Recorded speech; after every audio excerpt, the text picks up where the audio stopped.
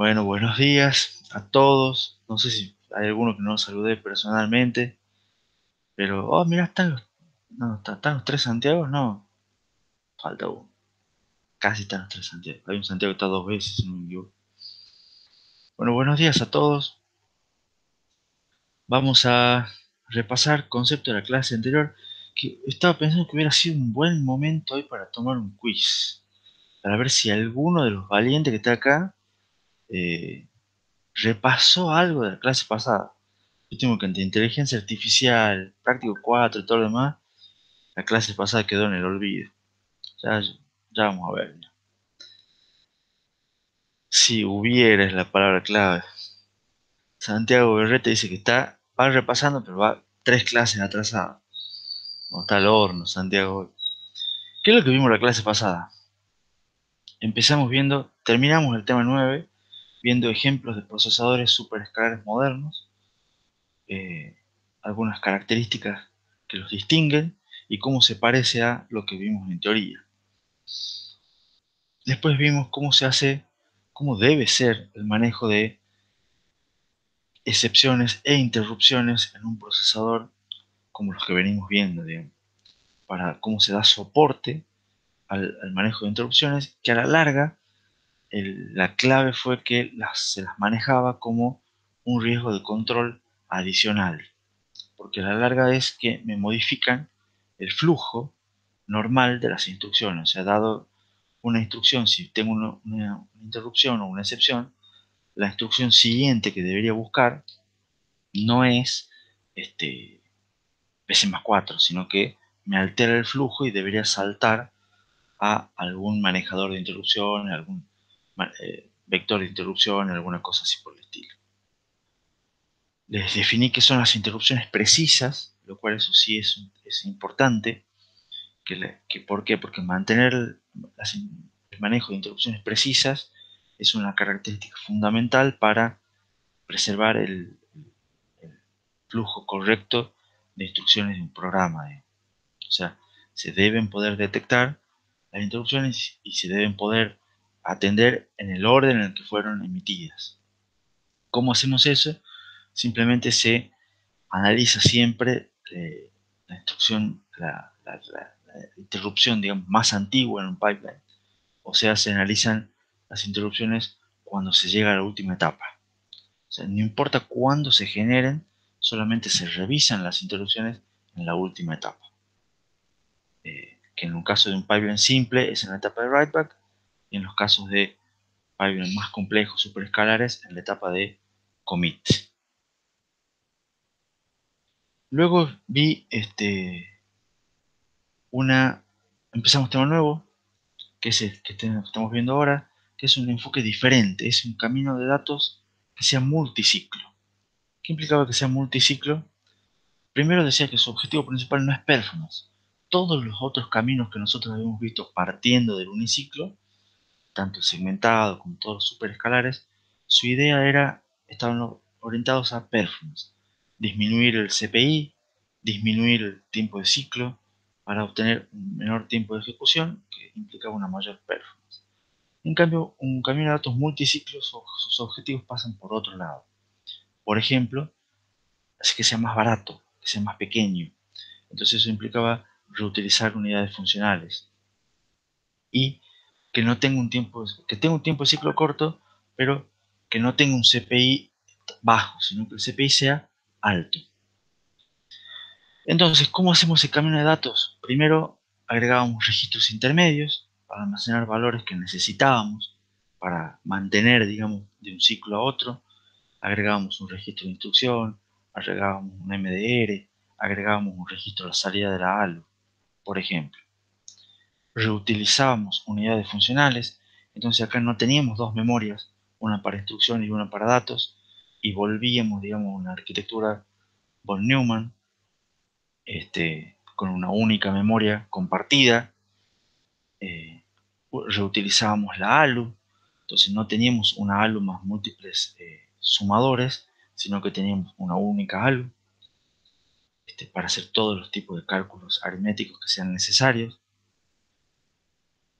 Y de esa manera vimos que, a pesar de no ser un camino de datos extremadamente simple de un único bus, por ejemplo, tenía múltiples bases, podíamos hacer varias transferencias en un mismo ciclo, pero siempre la idea era utilizar una unidad funcional por cada ciclo. De esa manera podemos hacer que cada paso sea, cada ciclo, digamos, ahora dividimos la ejecución en pasos, cada paso era un ciclo y de esa manera los ciclos, los pasos eran balanceados. ¿Se acuerdan yo les había mencionado rápidamente, por eso les pongo una pregunta acá?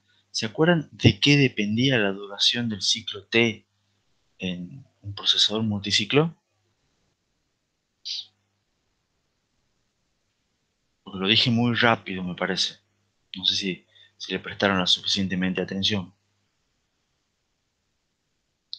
Y Rosalba da en la tecla, como siempre. Si la idea era dividir la ejecución en pasos balanceados, como habíamos hecho en el pipeline, y de hecho utilizábamos la misma división que en pipeline, la duración del ciclo dependía de cuánto es el paso más largo. O sea, vamos a determinar cada uno de esos pasos y vamos a ver cuál es el más largo de todos ellos, y ese es el que nos va a determinar la duración del tiempo de ciclo. Entonces se supone que el tiempo de ciclo va a ser corto como en el pipeline. Si nosotros considerábamos los tiempos de 200 picosegundos y 100 picosegundos y todas esas cosas, si se acuerdan en pipeline, en este caso nos da un tiempo de ciclo de 200 picosegundos, igual que el procesador de pipeline. La diferencia va a estar que en pipeline en estado de régimen tenemos un CPI igual a 1, con los riesgos va a ser un poquito más que 1, pero en cambio acá el CPI va a ser un promedio entre 3 y 5. O sea, va a tener mejor, va a tener peor CPI, va a tener 3, 4, 5 veces, digamos, peor CPI que el pipeline. Por ahí va a andar. Entonces, ese era lo que estoy diciendo de la diferencia con el CPI. Acá las instrucciones van a durar las más cortas 3 ciclos, las más largas, que va a ser el load, 5 ciclos, y después las otras van a estar en el medio.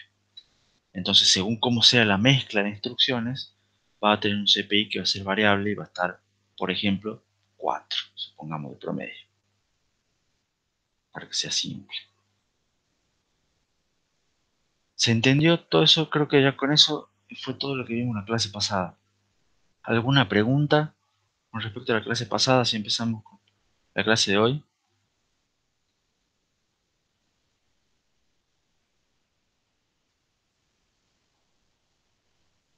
Lo que nos queda ver hoy es el control. Entonces, este control va a ser, por un lado, bastante más complejo. Vamos a ver algunos detalles bastante más a fondo y algunos detalles por encima. Entonces, lástima que no estaba Eric, que es el que le había gustado este tipo de controles de procesador. Mándenle un mensajito después diciendo que lo extraño.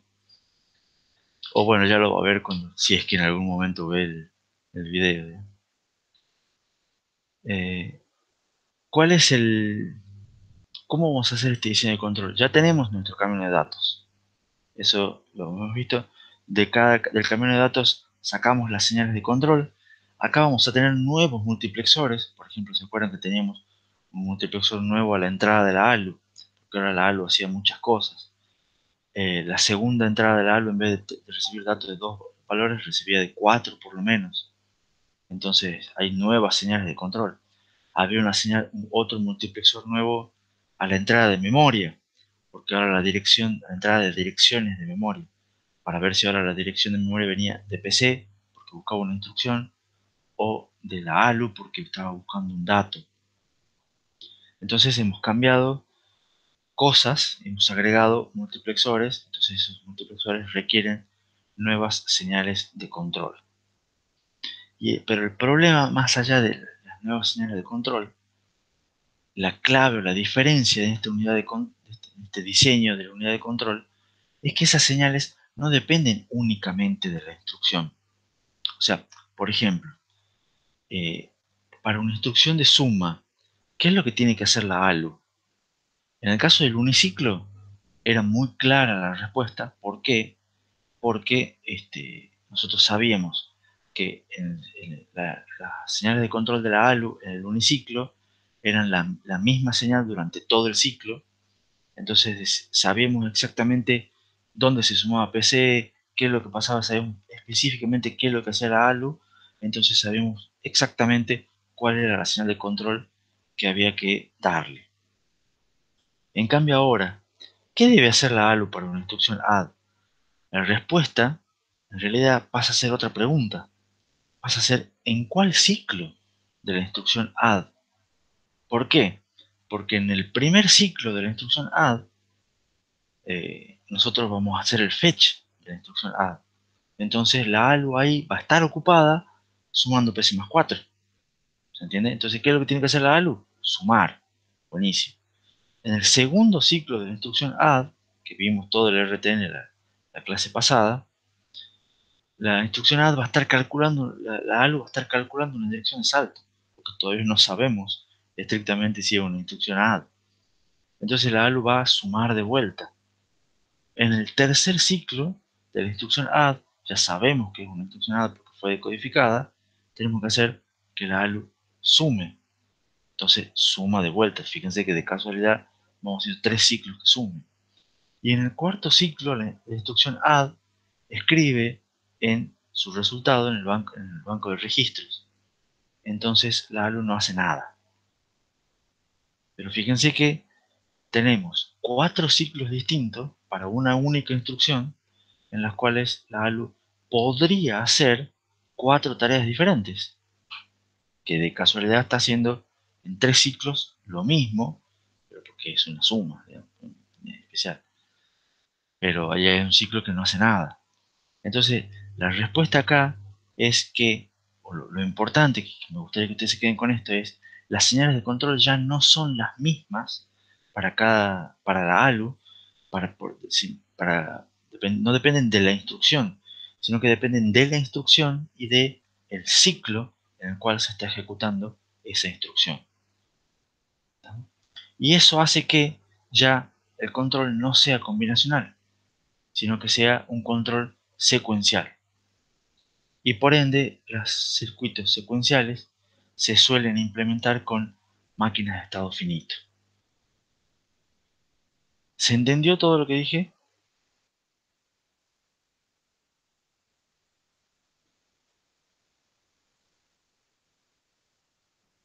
Uno que está despierto. Bueno, hay 3 despiertos por lo menos. Entonces está claro por qué el control no puede ser combinacional, como era en el uniciclo, como era en el procesador en pipeline.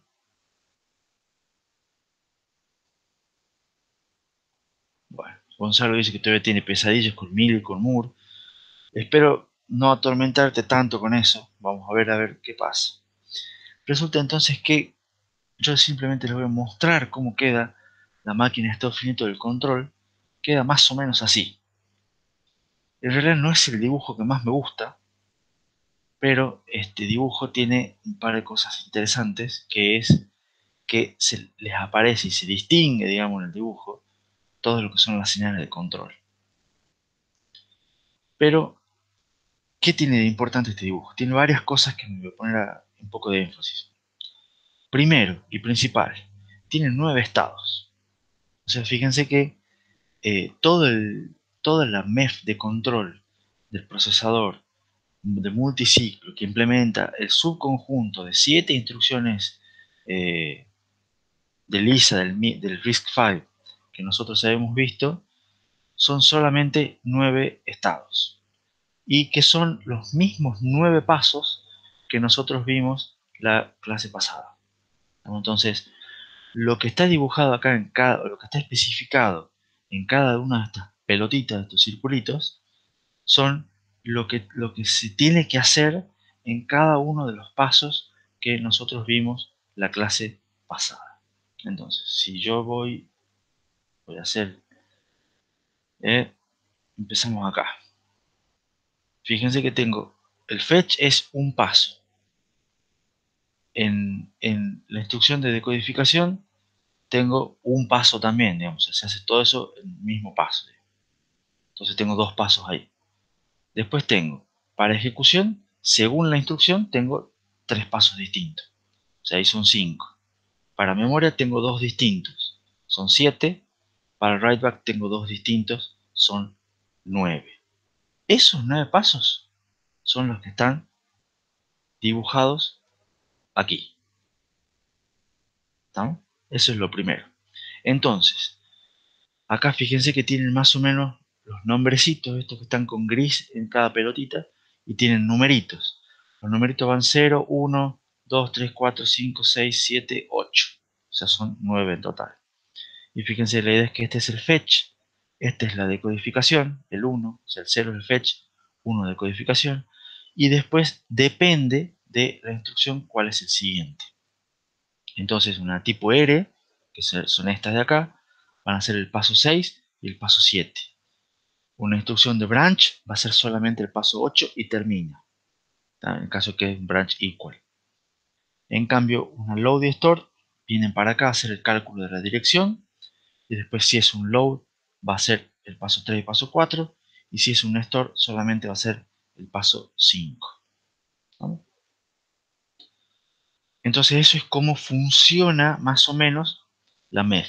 Después que terminan todas las instrucciones, cuando terminan, o sea, después del 8, después del 7, después del 5 y después del 4, se vuelve al fetch para buscar la instrucción siguiente. ¿Estamos?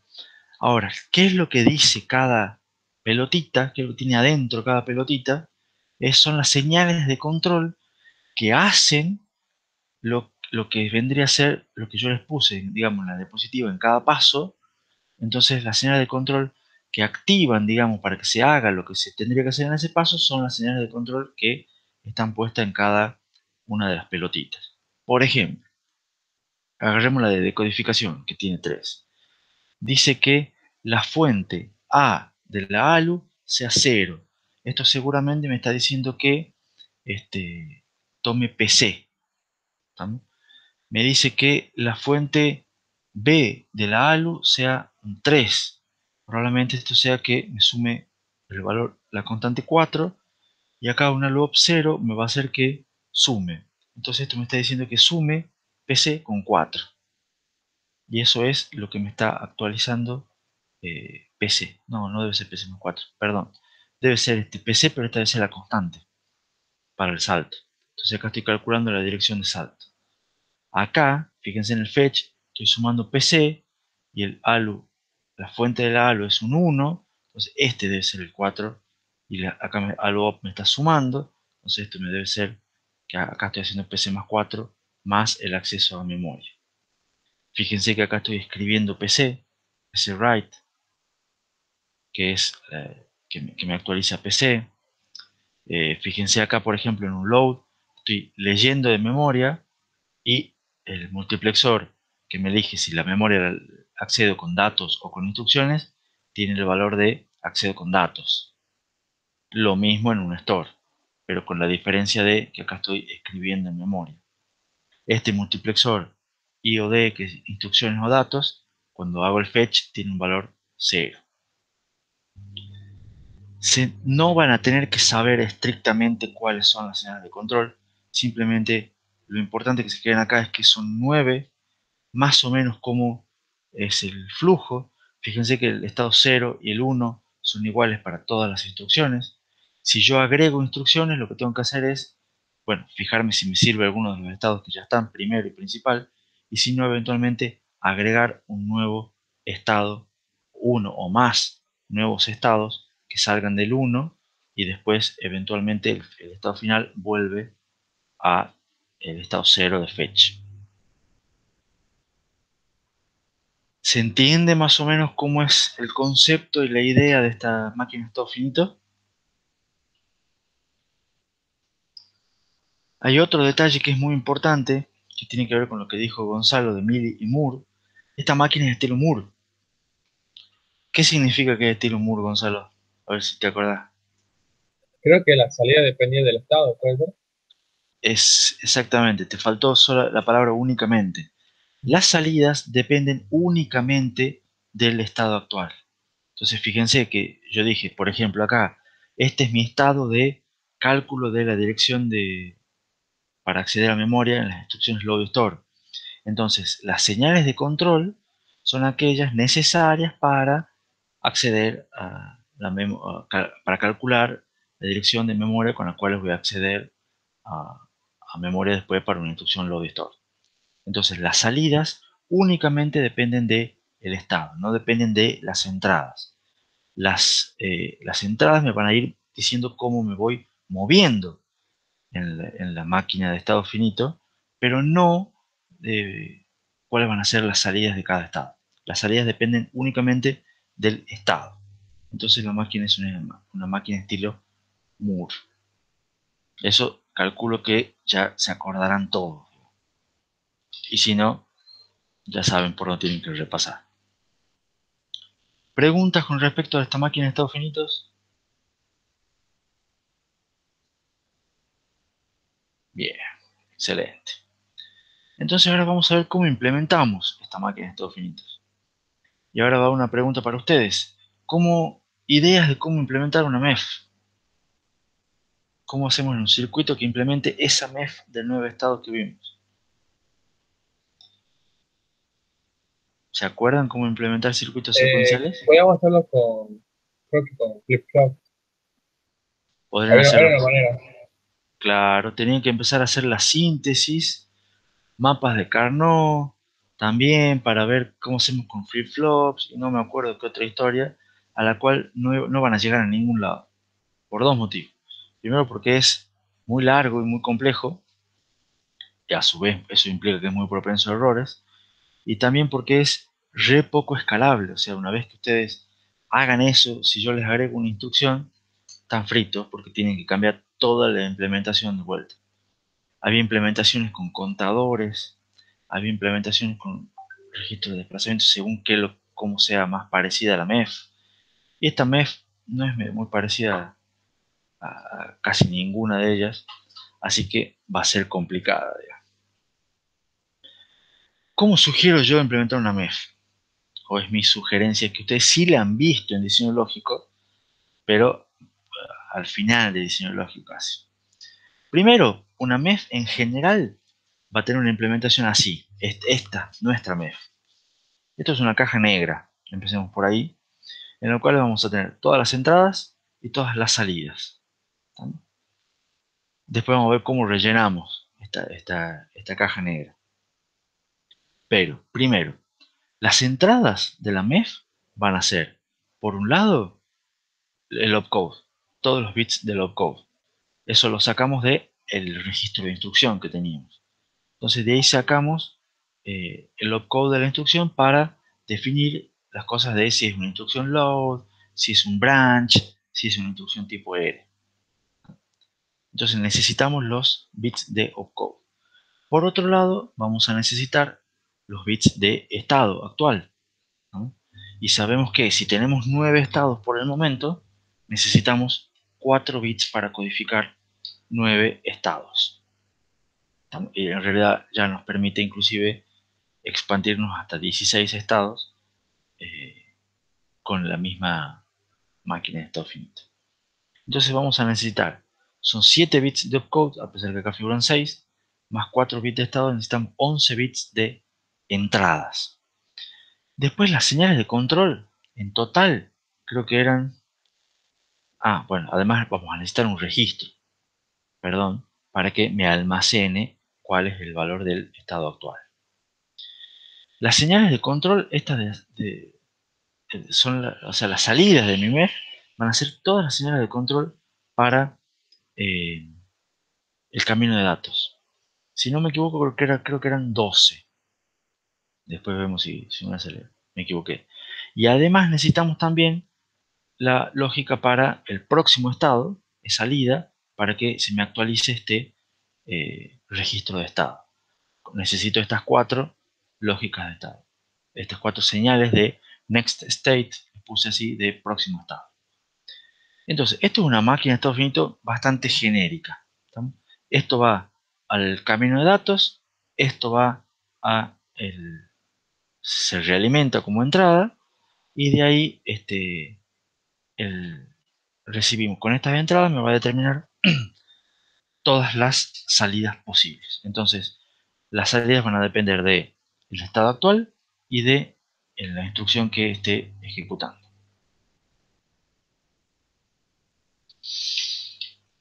¿Se entendió la caja negra? Estamos definiendo entradas y salidas. Entonces, fíjense que ustedes tendrían que hacer una especie de, no sé, no me acuerdo si era el mapa de kernel ideal, pero bueno, capaz que estoy hablando tontera, pero sí ustedes van a tener que considerar todas estas entradas, pero son 11 bits, todas estas salidas, que si no me equivoco son 16 bits. O sea, ustedes tienen que hacer una máquina de estados finitos de 11 entradas y 16 salidas. Realmente se las regalo para sintetizarla, o más, perdón, creo que son 16 estas, más estas 4 son 20, no sé, un lío total, digamos, para sintetizar eso, digamos. Sin embargo, empecemos a hacer una observación. Fíjense que de los 9 estados, hay 3 estados que siempre pasan al siguiente. Vuelvo a pasar acá. Fíjense que del estado 0 siempre se pasa al 1. Siempre, pero siempre. No hay ninguna opción que del 0 vayan a cualquier otro estado. Del estado 3 siempre pasan al 4. O sea, si se hace esto, después sí o sí se hace esto. Y del estado 6 siempre pasan al 7. Esos son pequeños detallecitos que hay que empezamos a observar. Después fíjense que hay 4 estados que siempre pasan al estado 0. Entonces fíjense que después, no me acuerdo los numeritos, pero todos los que eran de finalización de las instrucciones siempre volvían al estado 0, que era volver a fetch. Y solamente hay 2 estados que tienen bifurcaciones que dependen de la instrucción. Eso sí, voy a volver acá. Fíjense que los únicos que tienen bifurcaciones son el estado 2, que si es un load viene para acá, y si es un store viene para acá. O sea, dependiendo de cuál sea la instrucción, va a ser el estado siguiente. Y lo mismo el estado 1, que es la decodificación. Dependiendo de cuál sea la instrucción, va a ser el estado siguiente. Pero son el estado 1 y el estado 2 son los únicos que tienen bifurcaciones. Los otros 7 estados siempre van al mismo lugar, ya sea al siguiente o a 0.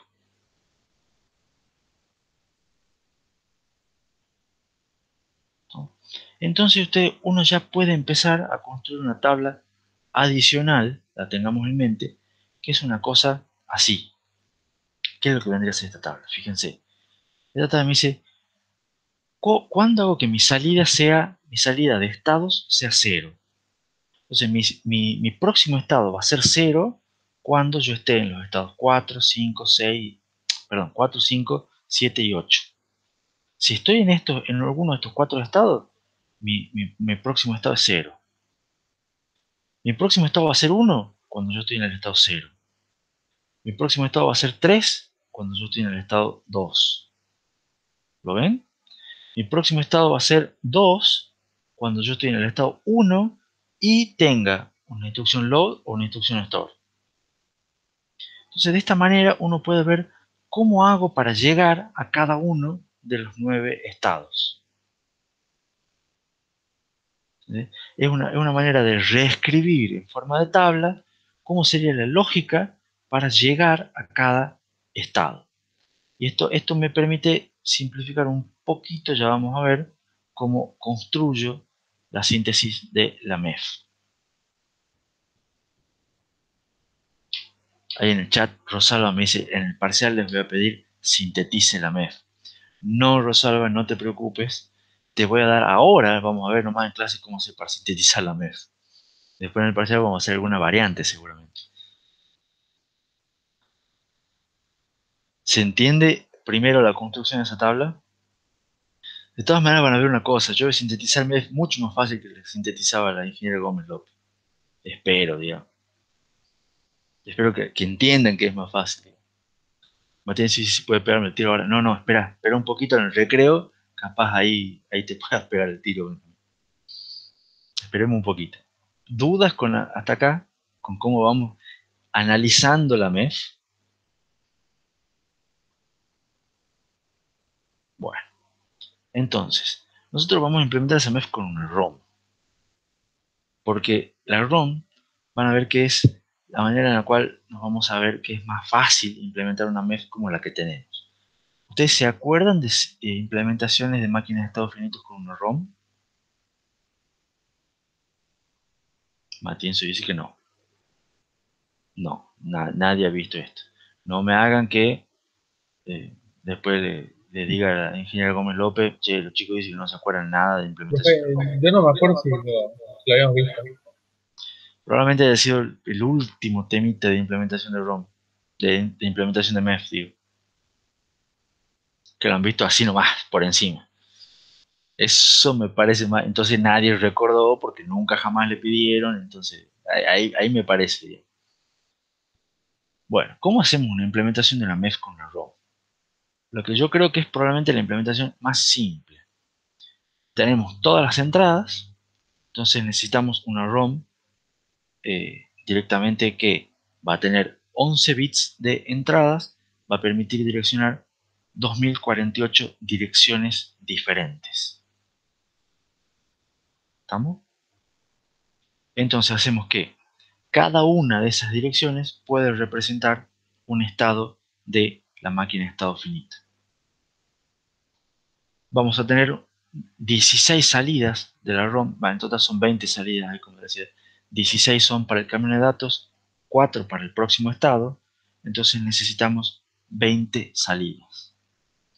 Entonces, en total, si nosotros tuviéramos una ROM de 2 a la 11, o sea, de 11 direcciones de datos, 11 direcciones, 11 bits de direcciones, 20 bits de datos, tenemos una ROM de 40 kilobits de 2 a la 11 por 20, y con esa ROM simplemente grabamos en la ROM las señales de los valores, digamos, de las señales de control para cada una de las direcciones.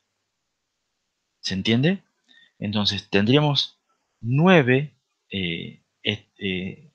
que son nuestros nuevos estados distintos, que los 9 estados tendremos que grabarlos de alguna manera en estas 2048 direcciones diferentes, o sea, ir duplicando, digamos, un montón de veces cada estado para que, ya sea que llegue cualquier combinación de las entradas, yo sepa en qué estado estoy, eh, o sea, porque fíjense que van a tener 4 bits de estado, entonces van a tener 128 bits de opcode para el estado 0, 128, o sea, 128 direcciones para el estado 0, 128 direcciones distintas para el estado 1, 128 direcciones distintas para el estado 2. ¿Se entiende? Así van a ir llenando todas las direcciones de la ROM. De esa manera, cuando llegue alguna entrada, ustedes van a directamente elegir de la ROM cuál es la salida con el valor correspondiente y van a mostrar ese valor en la salida con todas las señales de control. ¿Se entiende cómo es una implementación de la MEF con una ROM?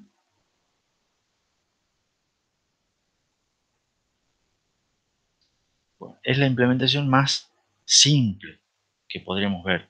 No hay que sintetizar nada, simplemente hay que ver cómo se graban esos datos de la MEF y grabarla y chao. Grabarla a la ROM y armar, digamos, una vez que la tenemos bien armada, se la graba y ya queda lista la implementación. Ahora, ¿qué problema tiene esta implementación de la MEF? Primero, la ROM es poco rara, porque son 40 kilobits, no es múltiplo de 2, es un poco extraño. Pero el mayor problema es que no tiene en cuenta las condiciones de indiferencia. O sea, va a haber muchas veces, por ejemplo, les dije recién, va a haber 128 direcciones distintas, todas en las cuales sean para el estado 0, y ya sabemos que además para el estado 0 siempre va al 1, o sea, va a haber 128 direcciones distintas que van a ir al mismo lugar, ¿estamos? Van a tener la misma salida. Además, tiene otra cosa, tenemos 4 bits de estado, pero en realidad tenemos 9 estados implementados. O sea que va a haber 7 estados que se van a corresponder con 128 por 7, ¿cuánto va a ser? eh, no sé, casi 1000 direcciones de estas van a ser que no están ni siquiera implementadas, van a ser vacías, ¿se entiende? O instrucciones inválidas, cualquier cosa de esa. Entonces estamos teniendo un montón de información redundante y un montón de información inválida. ¿Me explico? Entonces estamos teniendo una ROM que es en principio fácil, pero muy mal utilizada, ¿no?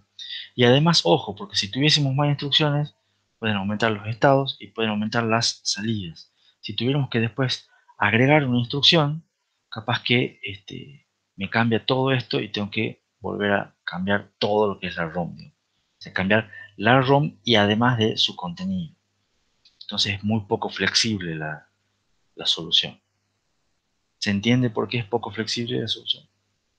Y se entiende que a pesar de que es simple, no es buena.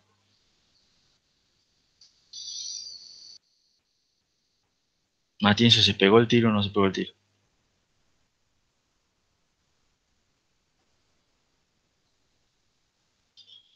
Está cargando la pistola, bueno, todavía está con nosotros. Bien, bien, gracias, Benjamín. No todavía, Benjamín, espera un poquito más. Entonces vamos a tratar de hacer una mejor implementación con ROM. O sea, ya ustedes no se acordaban haber visto la implementación con ROM, más o menos les conté, más o menos me creen, y además ahora lo voy a tratar de mejorar. O sea, esto ya es una ensalada bastante eh, rusa, aprovechando que dijo una ruleta rusa Benjamín en el chat. Volvamos a prestar atención a la MEF. Dijimos que la MEF es de tipo Moore, o sea que las señales de salida dependen únicamente del estado actual, ¿no? Entonces, nosotros podemos dividir de algún modo la ROM anterior en dos ROMs. La vamos a partir. Por un lado, porque hay 4 bits de la entrada que me producen 16 bits en la salida. Eso es porque la MEF es tipo Moore. Entonces, los bits que van, las salidas que se corresponden con el camino de datos, las independizamos de las entradas que se corresponden con el opcode. Y hacemos que solamente dependan de los bits del estado actual, ¿no? Entonces de esa manera hay 4 bits de entrada producen 16 bits de salida, que es lo mismo que decir el estado actual genera las señales de control que van al camino de datos. Y a su vez los 11 bits, estos sí son todos los bits, los del estado actual más los de la instrucción, los del opcode, me producen cuáles son los bits de mi próximo estado. Porque yo para definir el próximo estado necesito saber en qué estado estoy y qué instrucción tengo. Pero ya las salidas que tienen que producir esta ROM son mucho más cortas, o sea, son solamente 4 bits de salida. Entonces, ¿cuál sería mi tamaño total ahora si lo parto en dos? Voy a tener una ROM de 2 a la 4 por 16, que es más chica, digamos, más una ROM de 2 a la 11 por 4, que también es mucho más chica. Acá también mantengo las, los 2048 direcciones, que todavía sigo sin considerar las señales de indiferencia, y voy a seguir teniendo redundancia y voy a seguir teniendo valores inválidos, pero ya por lo menos la ROM es mucho más chica. Y esta es una ROM bastante chiquita, fíjense que tiene 16 por 16. ¿No? Entonces en total tengo 8 kilobits. Entonces ya con mirar un poco más y tener en cuenta que la MEF es de tipo Moore, ya en vez de hacer una ROM grande, ya puedo hacer dos ROMs, lo cual es un poquito más complicado, pero ocupo un quinto en total el tamaño total. Estoy achicando bastante el tamaño de mi ROM. Y además es una ROM de control, o sea, esto va en el procesador, es interno al micro, digamos. ¿Vamos bien hasta acá? ¿Se entendió eso? Ya estamos con mucho más eficiente. Hacemos lo mismo en un quinto del tamaño. Sin embargo, yo les voy a seguir teniendo algunos detalles. Tenemos direcciones que no se necesitan, eso lo seguimos manteniendo porque seguimos teniendo una ROM de 2 a la 11 entradas. Además, con cosas redundantes. Como por ejemplo, les dije recién, va a haber 128 direcciones que me indican que siempre del estado 0 se pasa al estado 1. Entonces, ¿realmente es necesario tener 128 veces lo mismo? Y eso por un lado. Por otro lado, fíjense que la ROM 2, que contiene las señales para determinar el próximo estado, es la ROM más grande. O sea, esta ROM es la ROM más grande. Si volvemos al cálculo acá, esta ROM es chiquita y esta ROM, que es la de cálculo del próximo estado, que es la que tiene las direcciones redundantes y demás, es la ROM más grande, porque esta ROM es la ROM que ocupa, esto 2 a la 11 son 2K por 4, o sea, esto ocupa 8K y esto ocupa el 0,25. Entonces la ROM 2 esa, que está llena de redundante, o sea, que está muy desperdiciada, digamos, esa es justamente el 97% del total. Pero, como habíamos dicho antes, las transiciones de estados son simples. O sea, hay 4 estados que pasan a 0, 3 estados que pasan al siguiente. Entonces, la idea va a ser hacerla volar, hacerla desaparecer a esa ROM 2 y cambiarla, digamos. Entonces vamos con la idea de lo que es microprogramación. ¿Cuál es la idea de microprogramación?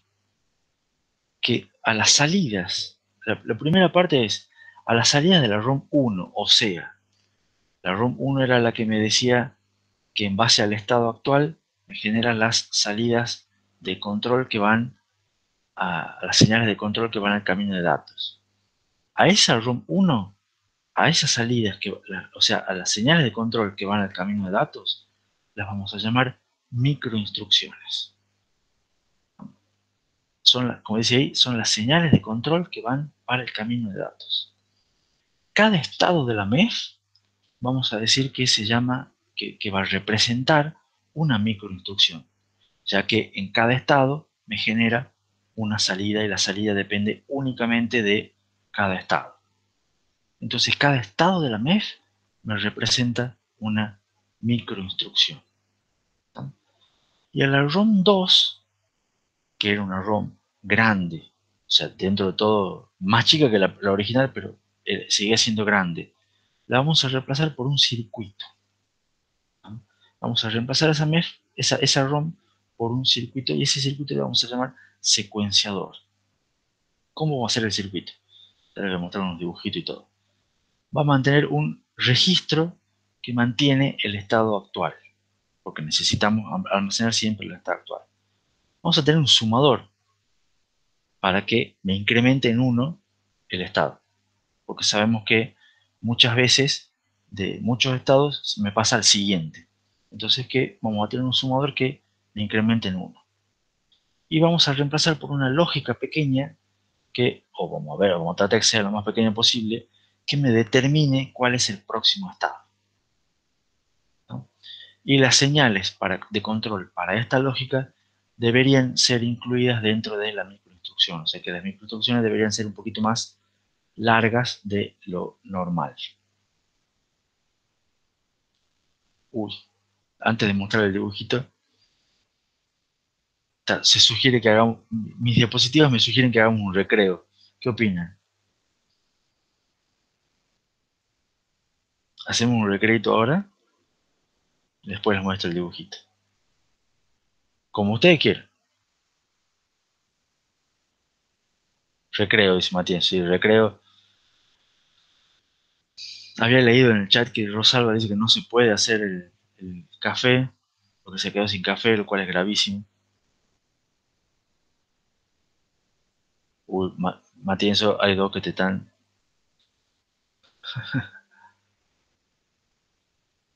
2-1 van los votos de recreo, o los que no contestan ya se fueron. Ojo, ya se fueron o se durmieron, puede ser también, digamos.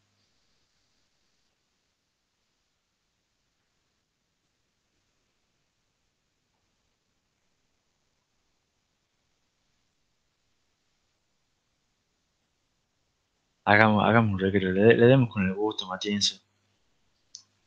Aguanten un poco Rosalba y, y Santiago y Gonzalo, perdón. Igual después vamos a ver los dibujitos, no se preocupen, digamos. Este, Además, Matías tiene su cumpleaños mañana, le demos como regalo de cumpleaños, adelanto del recreo, digamos.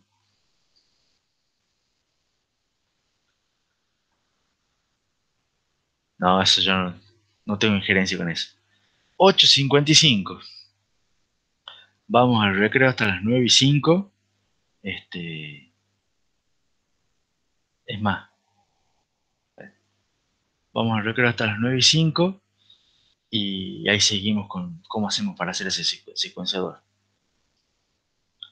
10 minutitos de recreo. Ya vamos perdiendo bastante, así que 10 minutitos de recreo. Vamos todos a estirar las piernas, aprovechamos para ir al baño, no se nos duerman, nos vemos en 10 minutos.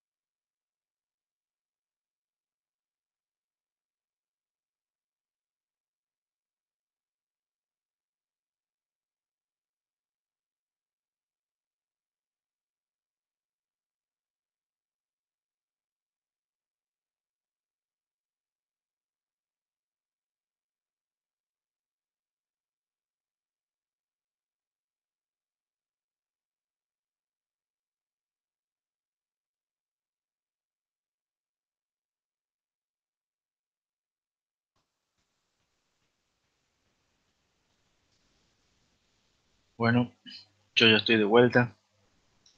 Veo que algunos de ustedes también.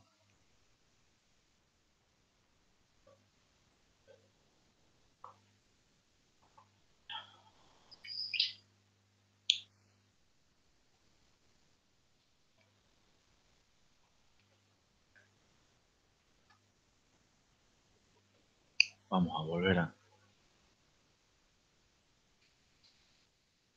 la presentación.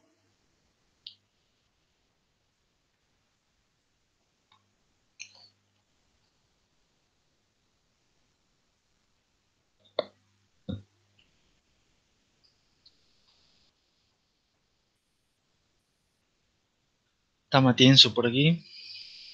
¿Volvió?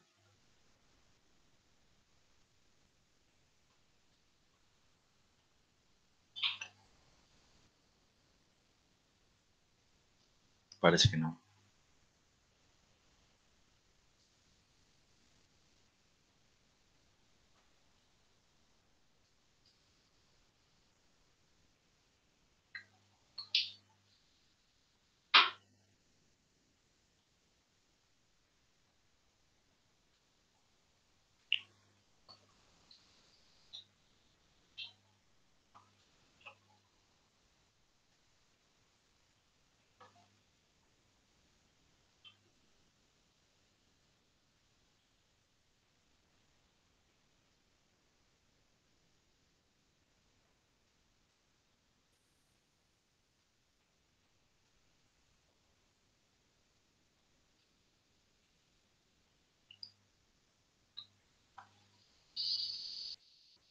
Bueno, ¿estamos o no estamos? Para arrancar con la segunda mitad de la clase y última horita de clase antes del parcial. Bueno, voy a responder ahora una pregunta que me había quedado de Gonzalo al principio, que es ¿cómo hacemos con las clases estos próximos días? Por un lado, hoy terminamos tema 10, es la idea. Ya todos saben que no tienen clase práctica hoy.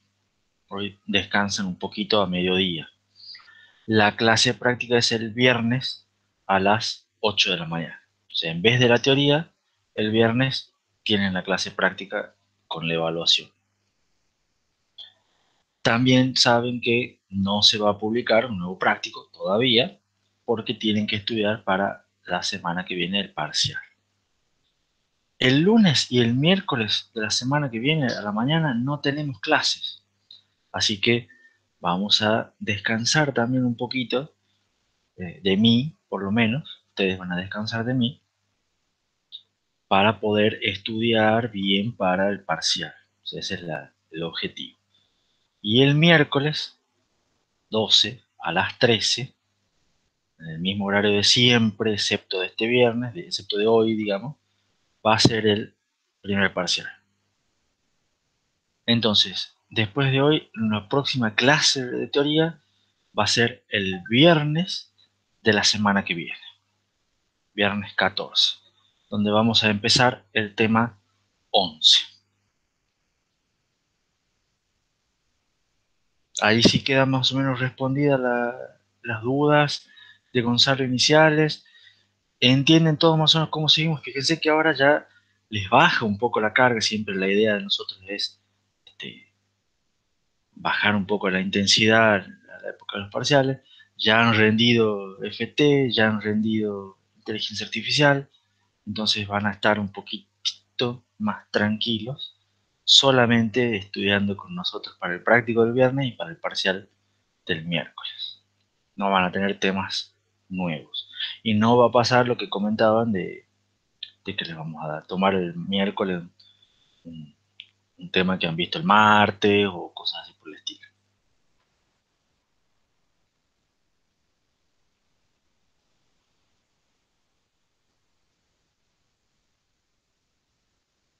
Entonces, ¿está claro el cronograma para la semana que viene? Le están haciendo asustar a Matías en el chat. ¿Estamos? Terminemos, a ver si terminamos con el tema 10. Ah, hay una pregunta antes de Santiago, un Santiago, que está muy buena la pregunta, porque es algo que yo iba a mencionar y me olvidé. Eh, pregunta si este tema puede ir al parcial. Sí, este tema no es que puede ir, va en el parcial. O sea, no va a haber práctica de este tema, o sea, no va a estar incluido en ninguno de los prácticos, ni en el TP4 ni en el siguiente, pero sí va en el parcial, en el sentido de que no va a haber en el parcial preguntas como agregue una instrucción, modifique la máquina de estado finito, pero sí puede haber preguntas de teoría. O sea, sí puede haber unas preguntas conceptuales del tipo de qué depende el- el tiempo de ciclo en el multiciclo, o más o menos cuánto es el CPI de una instrucción en el multiciclo. Ese tipo de cosas sí van a ser. O sea, por ejemplo, ustedes tienen que saber que la instrucción load eh, demora 5 ciclos. Eso es algo que, si lo hemos visto en clase, entonces sí puede ir en el parcial. ¿No? Entonces, sí hay que estudiar el tema 10, entenderlo, y puede haber preguntas conceptuales o de teoría. No va a haber ejercicios prácticos relativos al tema 10 porque no hay práctica del tema 10. Es justa, Gonzalo me pregunta que si va al parcial va a haber un práctico de este tema. No, es justamente lo que estoy explicando. Los prácticos van hasta el tema 9 incluido. El tema 10 va en el parcial, pero no ejercicios prácticos. Puede haber ejercicios conceptuales y de teoría. Simplemente repásenlo las diapositivas. Si pueden leer el libro, mejor todavía. Y vean los videos eventualmente. Pregunten en Discord o sea que ustedes quieran preguntar dudas que tengan, pero van a ser preguntas conceptuales sobre conceptos que vimos y explicamos en clase, que pueden no haber también, pero en principio va incluido dentro de los temas.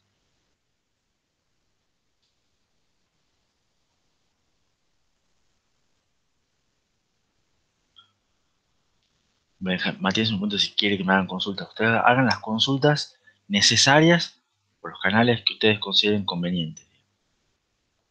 Sí, está. Sí, sí, con muy poquitas consultas del canal de teoría. No sé si es eh, porque no ven ni ven las teorías, se focalizan en las prácticas, o tiendo a creer que soy muy bueno explicando y a la larga logran zafar todas las teorías, digamos, con un poco de autoestima, digamos.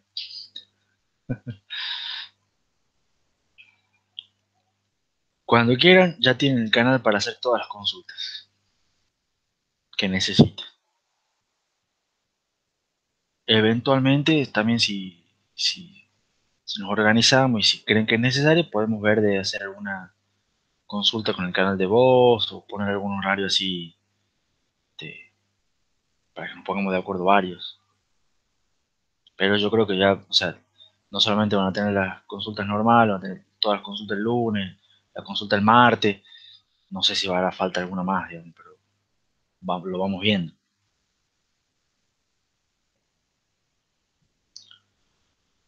Sigamos con el secuenciador, y ahí está el dibujito del secuenciador. Más o menos. Fíjense, esta era la ROM que nosotros hemos dicho, la ROM 1, la ROM que tenía las salidas para el camino de datos.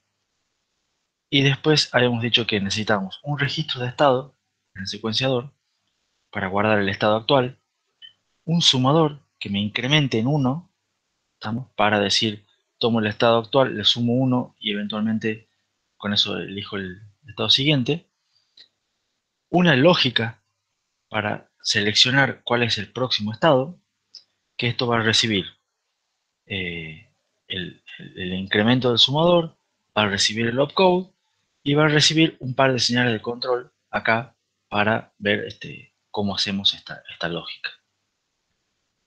¿Está? Entonces lo que era nuestra gran caja negra de la unidad de control se va reduciendo en una ROM, un registro, un sumador y otra subcaja negra, digamos, que ahora la vamos a ver qué es esta cajita negra. Esta ya es más chiquitita. Entonces, ¿cómo hacemos para determinar la lógica del próximo estado? Que vendría a ser esta lógica. Sabemos que hay tres estados, dijimos, que pasan al siguiente. O sea que de los estados 0, 3 y 6 hay que sumar 1. Después hay 4 estados que vuelven al estado 0. Entonces de los estados 4, 5, 7 y 8, después hay que poner el próximo estado es un 0. Y tenemos solamente dos bifurcaciones. Una es que del estado 1 se puede pasar al 2, al 6 o al 8, dependiendo del opcode. Y del estado 2 se puede pasar al 3 o al 5, dependiendo del opcode. Este es el estado 1, el estado de decodificación. Acá dependía cuál era el tipo de instrucción. Y este es el estado 2, el estado de las load y store. Y pasaba si era al estado 3 si era load, al estado 5 si era store. Entonces fíjense que acá, en esta lógica para determinar el próximo estado, fíjense que están hechos a propósito que son 4 puntitos, 4 viñetitas. O sea, tenemos esta opción, o esta opción, o esta opción, o esta opción. No hay otras alternativas. Entonces son 4, o sea, la lógica de siguiente estado tiene que elegir entre 4 opciones. ¿Cuál creen que es lo mejor que hay, mejor dispositivo para elegir entre 4 opciones? Elegir una de 4 opciones.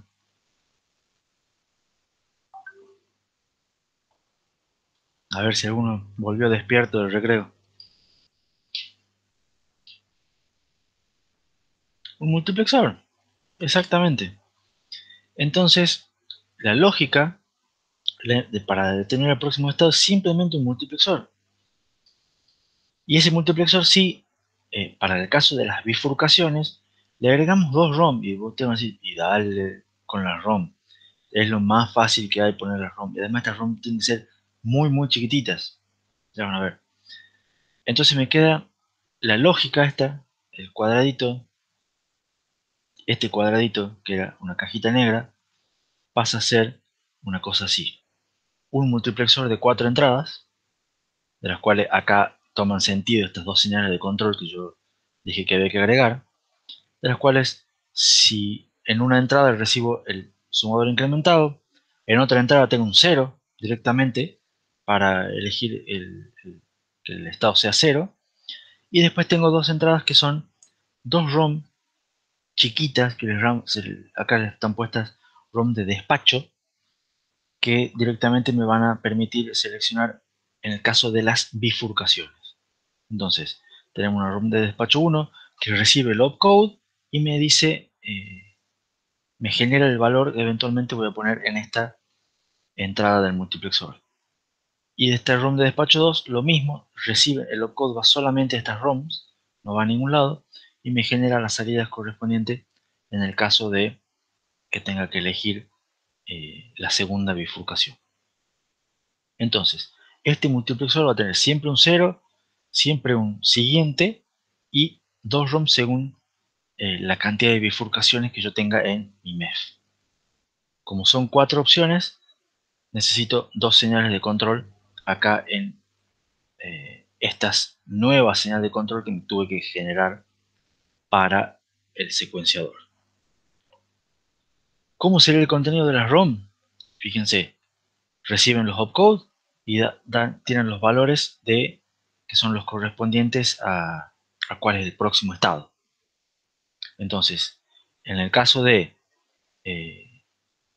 la ROM de despacho 1, que era del estado 1, fíjense, no estaba acá, puedo pasar al 2, al 6 o al 8. Entonces, volvemos acá y si tengo una instrucción tipo R, paso al estado 6. Si tengo una load y un store, paso al estado 2. Si tengo un branch, paso al 8. Fíjense que acá ya tengo implementado también un jump, pero bueno, no importa. Entonces, esto es lo único que necesito grabar yo en esa ROM. Y lo mismo el ROM de despacho 2, depende del load y store. Entonces, si recibo un load, paso al estado 3. Si recibo un store, paso al estado 5. Es todo lo que hay que grabar en estas ROM chiquititas.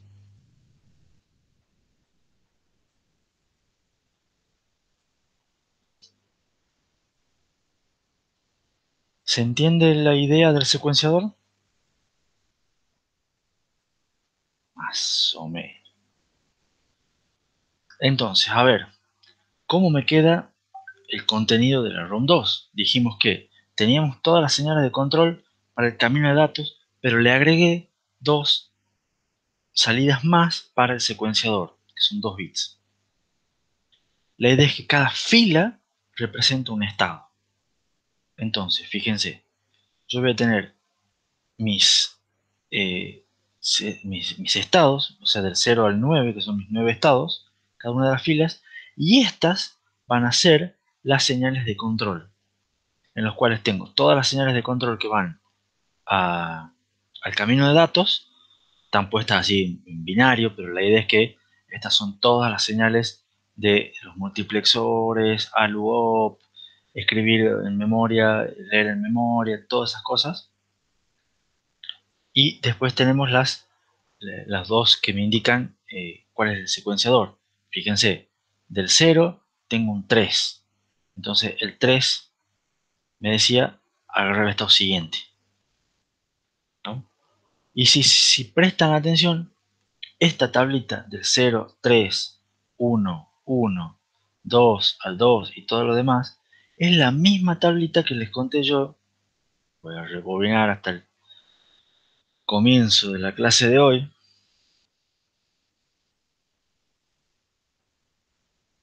que esta, más o menos inspirado, digamos, en esta tablita, uno veía cómo hacíamos para ir al estado 0. Entonces íbamos del estado 4, 5, 7 y 8. Entonces volvamos a avanzar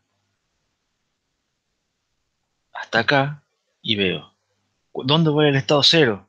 En el 4, en el 5, en el 7 y en el 8. ¿Lo ven?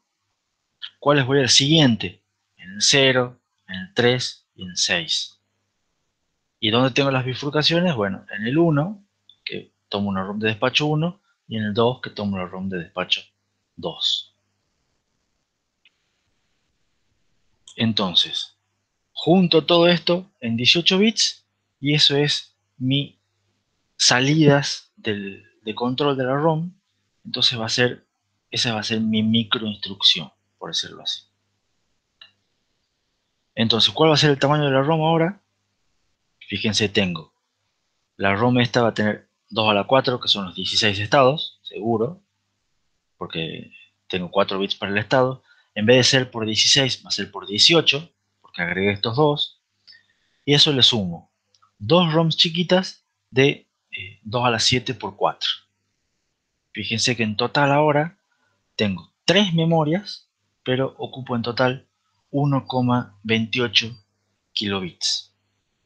Contra tenía 8 kilobits, o sea, es 7 veces más chica, 6 veces más chica que la versión anterior, y como 30 veces más chica que la versión inicial.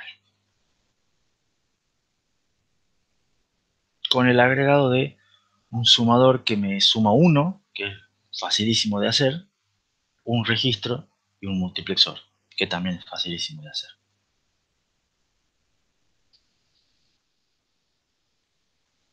¿Se entendió? Más o menos.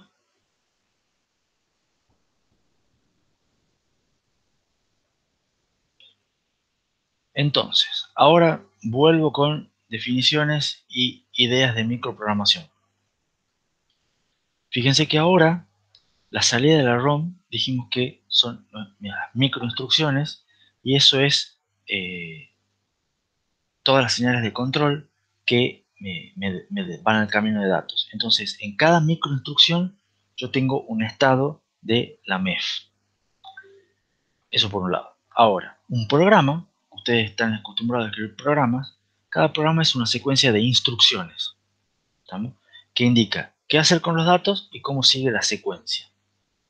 En la ROM 1, las salidas me indican el camino de datos qué hacer y cómo sigue la secuencia. Entonces, de ahí surge la idea de que la ROM tiene como si fueran instrucciones. Y de ahí es como se les denomina a su salida microinstrucciones. Micro porque no son instrucciones, sino que son partes de una instrucción. Son los pasos de una instrucción de Lisa. Entonces, el contenido de la ROM 1 se lo denomina microprograma. Todo lo que ustedes graban es el microprograma. Y las instrucciones quedan grabadas como secuencias de o sea, las instrucciones van a ser distintas secuencias de microinstrucciones. Entonces ustedes a un programa que ustedes escriben con instrucciones de Lisa, lo pueden convertir en una secuencia de microprograma con secuencias de microinstrucciones. Y eso es lo que se denomina microprograma, microcódigo, y también se denomina firmware. Es el firmware que va grabado en cómo funciona un microprocesador. El registro de estado al que apunta a la próxima microinstrucción también se le puede llamar microPC, porque cumple la misma función. Y podemos definir un microensamblador, un formato de las microinstrucciones, etcétera, etcétera. Y podemos volver a hacer muchas de las cosas que ya hicimos con las instrucciones, con estas microinstrucciones. Pero es un camino que, no se preocupen, no vamos a tomar en este curso. Simplemente les cuento que hay gente que lo hace. Porque estos procesadores se usan hoy en día. Entonces, fíjense, cada instrucción del programa se mapea en una secuencia de microinstrucciones. Las microinstrucciones manejan señales de control, mientras que las instrucciones manejan datos. Las microinstrucciones son fijas, no las pueden cambiar. Una vez que están programadas y grabadas en la ROM, hacen siempre lo mismo, ¿no?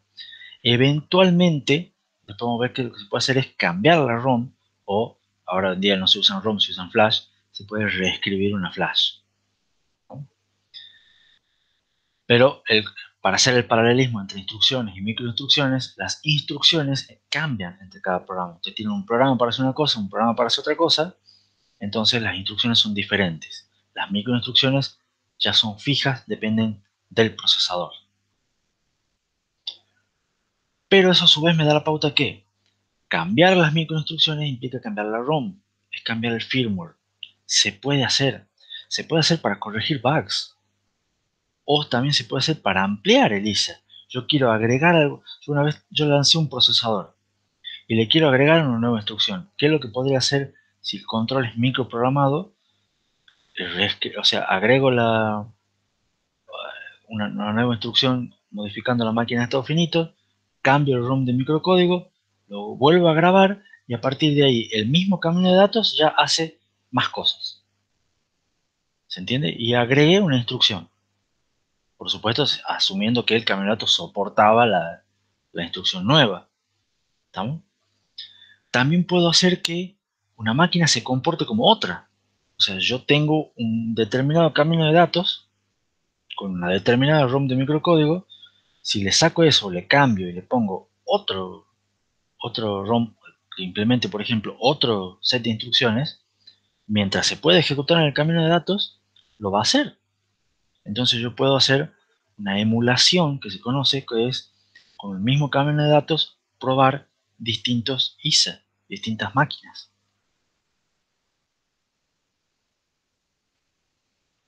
¿Me siguen con las ideas?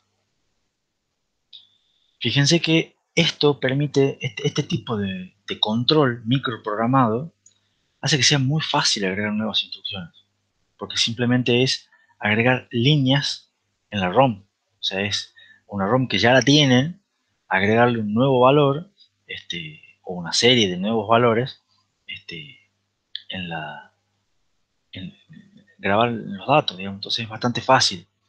No tienen que cambiar, en principio, casi nada. Y es fácil hacer instrucciones complejas, agregar instrucciones complejas que sean combinación de microinstrucciones. O sea, porque ustedes van a tener ya muchos estados sueltos y después, pero yo puedo hacer que esto venga para acá o que esto repita y hacer un lacito acá y pueden hacer un montón de cosas interesantes para agregar instrucciones a un ISA. Y de esa manera generan un ISA de tipo incremental, que eran los ISA tipo SIS que habíamos visto, ¿se acuerdan? En el tema 5, creo, tema 4, 5, 6, por ahí, donde les había contado.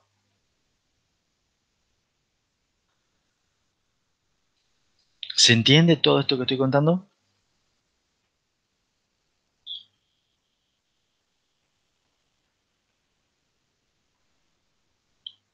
Ahora, también es importante que ver cómo hacemos en un procesador como estos para hacer un manejo de interrupciones y excepciones.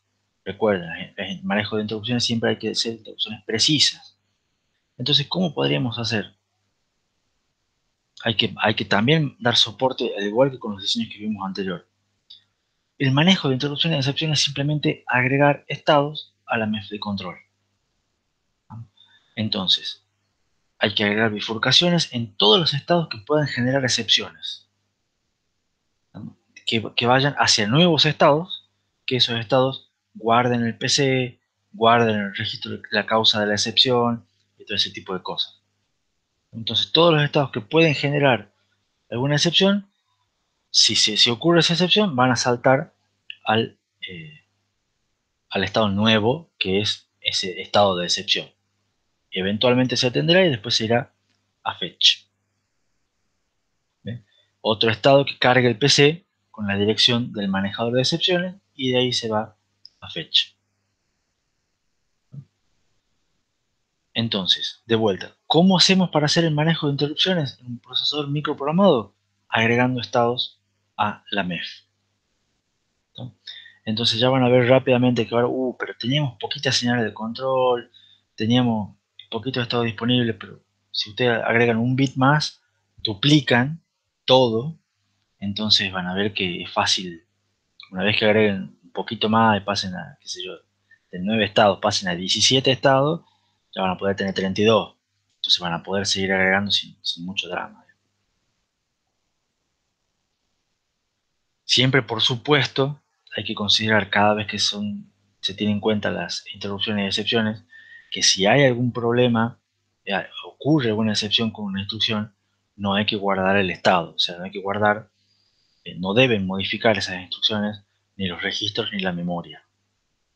O sea, si por ejemplo una instrucción add generó una excepción de overflow cuando estaba en su paso 3, que es su paso de cuando hace la suma y puede dar overflow, hay que evitar hacer el paso 4, donde se escribe ese resultado en el banco de registro.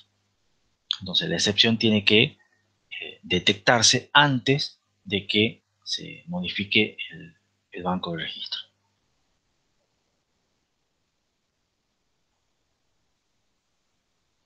Entonces, por las dudas, los que estaban preocupados por el parcial, no les voy a pedir en el parcial que agreguen manejos de excepciones, interrupciones para un procesador en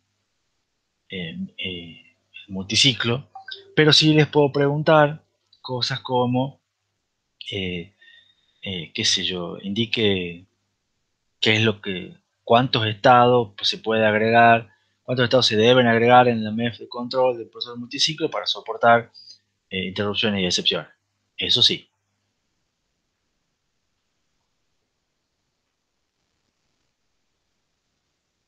¿Preguntas hasta aquí?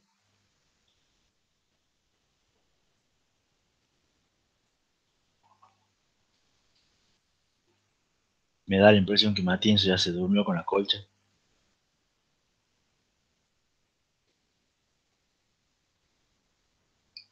Bueno, voy a sacar un par de... Sí, o se le contó internet, puede ser también. Algunas conclusiones de micropromoción.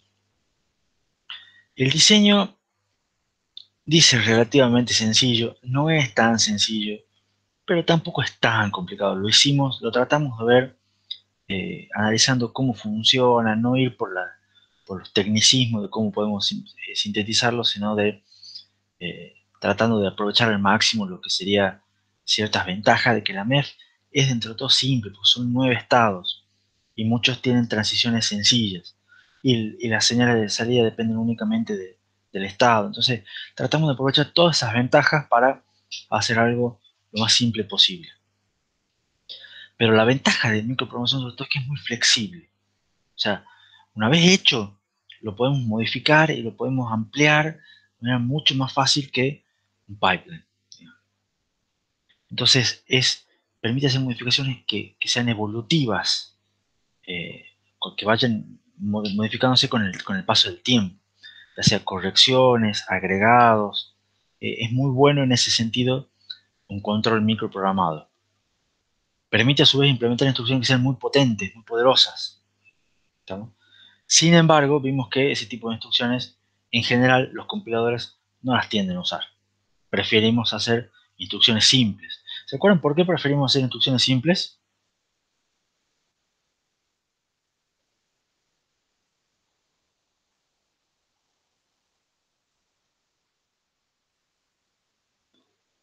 Dice Gonzalo en el chat, porque las complejas son más lentas. Exactamente, porque preferimos que sean rápidas, no que sean fáciles. O sea, lo que buscamos es performance, en principio.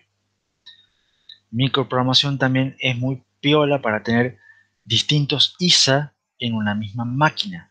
Entonces ustedes hacen un camino de datos bien diseñado común y después pueden utilizar diferentes arquitecturas de instrucciones en el mismo camino de datos. Eso es algo muy bueno para probar, muy bueno para hacer comparaciones de distintos ISA. Facilita la compatibilidad en el sentido de distintas máquinas con el mismo firmware. Por ejemplo, yo tengo distintos caminos de datos ahora y a todos los puedo grabar con la misma ROM.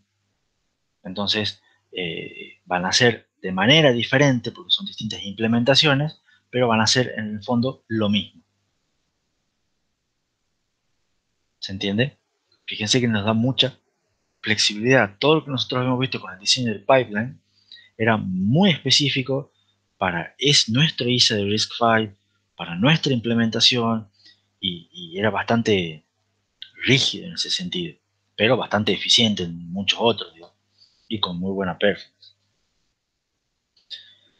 Entonces, estas máquinas multiciclo con control microprogramado en general tienen peor performance que las máquinas RISC, de tipo RISC. Sin embargo, si nosotros pudiéramos ejecutar las instrucciones eh, en un único ciclo, como si fueran microinstrucciones, o sea, podríamos hacer que en vez que las instrucciones demoren varios ciclos, podríamos hacer las microinstrucciones más poderosas, digamos, y hacer que todo sea en un solo ciclo.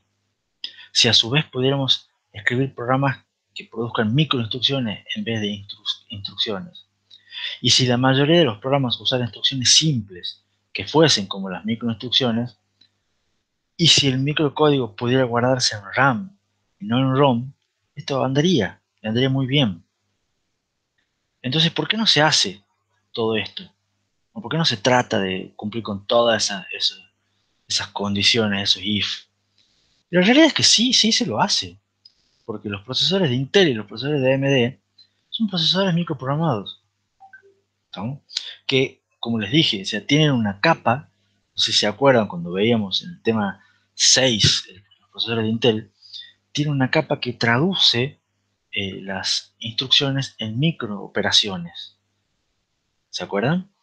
Y ahí es lo que convierte las microoperaciones, las ejecuta en pipeline, superescalar, de manera RISC y todas esas cosas, digamos.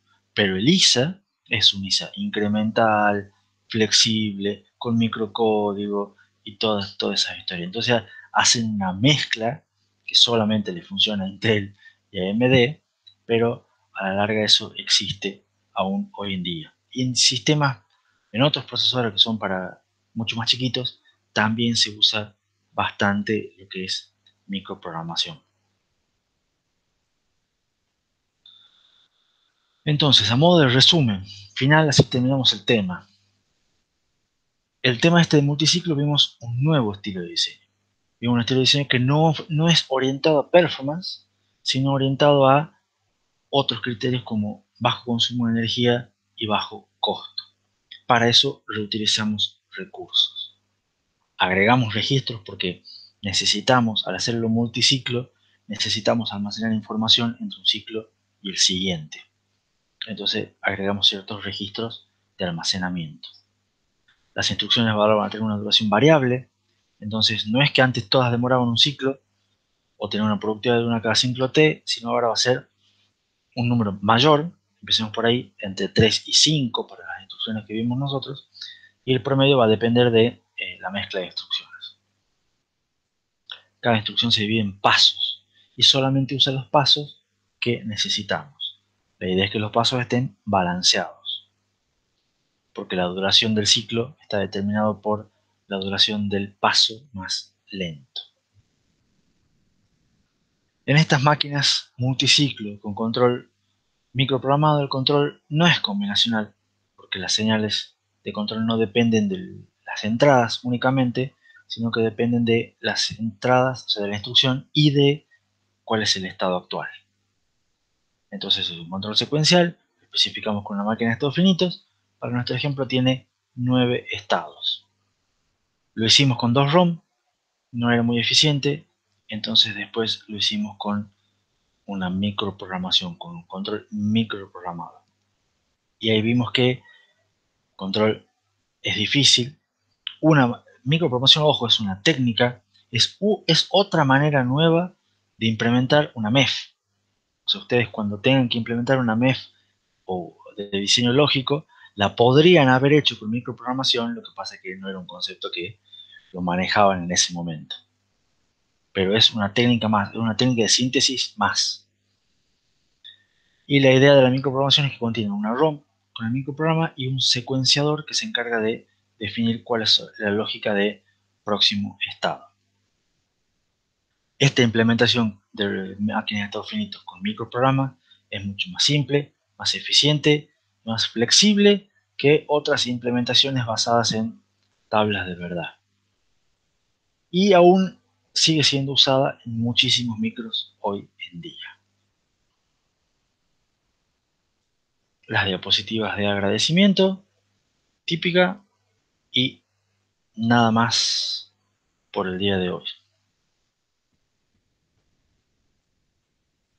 ¿Preguntas?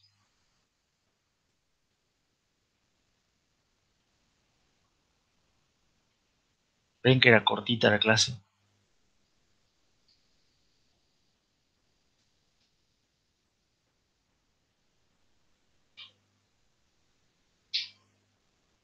Bueno, me queda decirles que estudien con tranquilidad, un par de consejos pensando en el parcial y todo lo demás. Sí, con tranquilidad, no con miedo. El ingeniero Valentín el otro día, creo que en Discord, les tiró una idea, una sugerencia de él, la cual yo comparto, que en general para rendir nuestros parciales por lo menos, no es tan importante cuántos ejercicios hicieron y tampoco es tan importante eh, si los hicieron bien o no. Y ojo con lo que acabo de decir, sino lo importante es que ustedes sepan cómo hacerlos o no. Y sobre todo sepan dónde está la clave de cada ejercicio. Tratar de identificar a dónde apunta el ejercicio y qué es lo que me está preguntando y por qué me está preguntando eso. No exactamente qué es lo que se le está preguntando, sino por qué. Porque el chiste de los parciales es que siempre hay una vuelta de tuerca. Siempre está el mismo ejercicio práctico, pero al revés. O si en el práctico se les dio una cosa, se les va a preguntar la versión distinta. Entonces ustedes no tienen que hacer muchos ejercicios, porque no es que con muchos ejercicios van a estar mejor preparados, sino que agarren un ejercicio y ese mismo ejercicio denle la vuelta, busquen una variante, pregunten, pero ¿qué pasaría si en vez de tener, se me corta este cable? ¿Qué pasaría si en vez de hacer una instrucción así, tengo una instrucción así? ¿Qué pasaría si? Y con ese tipo de preguntas van a ganar una visión mucho más profunda que haciendo un montón de ejercicios. Entonces, eso por un lado, digamos. Y por eso el consejo que les había dado a Esteban en clase, en Discord, era que vayan a rendir tranquilos, relajados, vayan a rendir despejados. Es mejor dormir bien la noche anterior, no va a haber preguntas de definiciones, no va a haber preguntas de para, como decíamos al principio, de ver si dónde está el error acá o cosas así, preguntas tramposas en ese sentido. Van a ser todas preguntas para que piensen, para que usen todo lo que se supone que han aprendido y han estudiado de una manera diferente, para que apliquen los conocimientos. Entonces, por eso, como hacerlos pensar, a ustedes les cuesta, es que los parciales de arquitectura son duros, ¿no? Yo creo que no son tan duros, pero el tema es que es cierto que a ustedes les cuesta pensar, no solamente por una naturaleza de ustedes, sino porque en general en las materias de la facultad no los hacen pensar mucho, los hacen seguir recetas desde álgebra y cálculo. Ustedes estaban acostumbrados a aplicar fórmulas, entonces tenían que ver qué fórmula aplicaban para resolver cada problema. En los parciales de arquitectura no hay fórmulas, o sea, ustedes tienen que saber por un lado las fórmulas, pero tienen que ver cuál fórmula usar y cómo. Y el chiste pasa por otro lado. ¿Se entiende? Eh, entonces, bueno, insisto, no es ahora para el práctico del viernes, hagan los prácticos, piensen, pero después, el fin de semana o la semana que viene para el parcial es búsquenle la vuelta, no es hagan muchos más problemas, sino fíjense de fondo qué es lo que me está preguntando cada ejercicio. Y eso va a ser un estudio mucho más útil, mucho más productivo, creo yo, para prepararse, una mejor manera de prepararse para los parciales. Bueno, después de toda semejante exposición, claro, Matienzo dice que le encanta estudiar definiciones de memoria y hacer mucho ejercicio.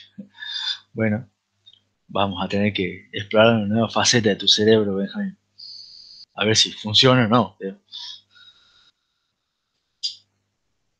Sí, me imagino, me imagino. Después lo veré al meme en Discord. Pero no me queda nada más que agregar, o sea, me queda desearles suerte para el viernes, que tengan un buen fin de semana, ya que no nos vamos a ver el viernes, eh, y nos veremos la semana que viene. En el peor de los casos, nos vemos el miércoles en el parcial. Y después no se olviden que la clase siguiente nuestra va a ser el viernes de la semana que viene a las 8. Ya en un ratito van a mandar la invitación. ¿Alguna pregunta o alguna duda antes de que cortemos?